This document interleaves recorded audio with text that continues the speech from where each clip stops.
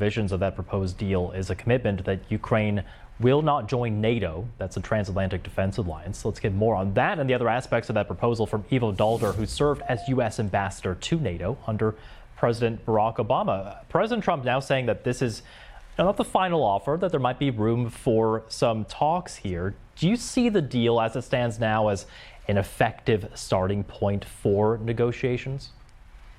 No, I don't. I think it's largely a Russian-written, Russian-developed proposal that the United States, or at least Steve Witkoff, the peace envoy of the president, has massaged a little bit to give some advantages to the United States, not to Ukraine. And now it was presented and has been presented to the Ukrainians on a take-it-or-leave-it basis. Interestingly enough, in the last 24 hours, as you report, the president has said, well, maybe it's not the final word. Marco Rubio is off to Geneva to talk to the Europeans and Ukrainians tomorrow.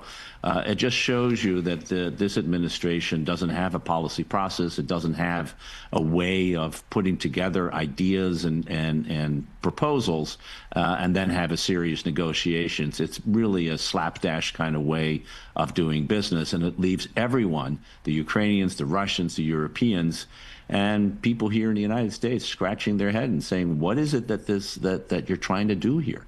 You know, we heard some positive words there in the piece there from the UK Prime Minister. European leaders releasing a statement saying that the plan, quote, includes important elements that will be essential for a just and lasting peace. Are there elements, are there points in this plan you think that leaders might be willing to accept? Well, as Prime Minister Starmer said, the idea of a U.S. security guarantee, even explicitly an Article 5-like guarantee, of course, is welcome. It does raise fundamental issues. If the United States is willing to give an Article 5-like guarantee to Ukraine, the best and strongest Article 5-like guarantee would be to have Ukraine as a member of NATO. And on the one hand, saying no to NATO membership forever to Ukraine, because the Russians don't like it, makes it rather strange that why would the Russians accept a U.S. Article 5 guarantee of the United States and NATO countries that is supposed to be the same as NATO. So, yes, there are positive issues here that we can work on, but there are also plenty of negative ones, including a limitation on the Ukrainians' size and capability of the military, which, of course, is unacceptable. And worse, the ceding of territory to Russia de jure as part of this plan. And as the European leaders rightly said, and by the way, the Japanese Prime Minister also signed the statement, rightly said, changing borders by force is simply unacceptable. Yeah, I'm really interested in your take on what this plan has to say about NATO. In fact, it would constitutionally mandate in Ukraine's constitution that Ukraine could never join NATO. How important is that potential NATO membership to Ukraine? Would it ever put something like that in its constitution? Well, actually, it had it in its constitution before, which sort of shows it can be changed. The plan also called for statutory change in NATO to no further expand, not only not to Ukraine, but to have no more members.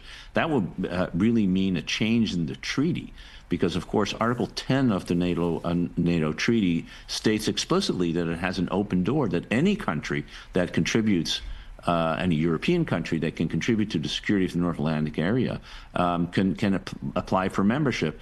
That would include Ukraine. And the idea that NATO would now change this provision, which of course would require 32 countries, including the United States, to adapt an amendment to an existing treaty, that just not going to happen overnight. In fact, it wouldn't happen in the United States. I can guarantee you there aren't 67 senators in the U.S. Senate today who would say no more expansion of NATO, no more enlargement under any condition. I just don't see this happening. It just shows you, again, this is a put together in a slapdash manner by people who don't know what they're talking about. And as a result, we have a completely confusing and in many ways a very bad situation for the Ukrainians, who are left to wonder, whose side is the United States on? Ambassador, 30 seconds left here, but I want to look ahead to Sunday and those meetings in Geneva. What can we expect? Do you think we'll see any progress and any changing in that text?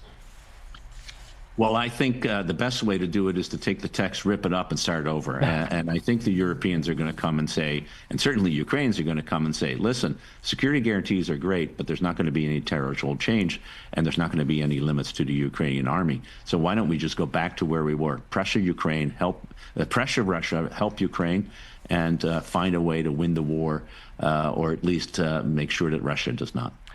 Ivo Daalder, former U.S. ambassador to NATO. Thank you. My pleasure.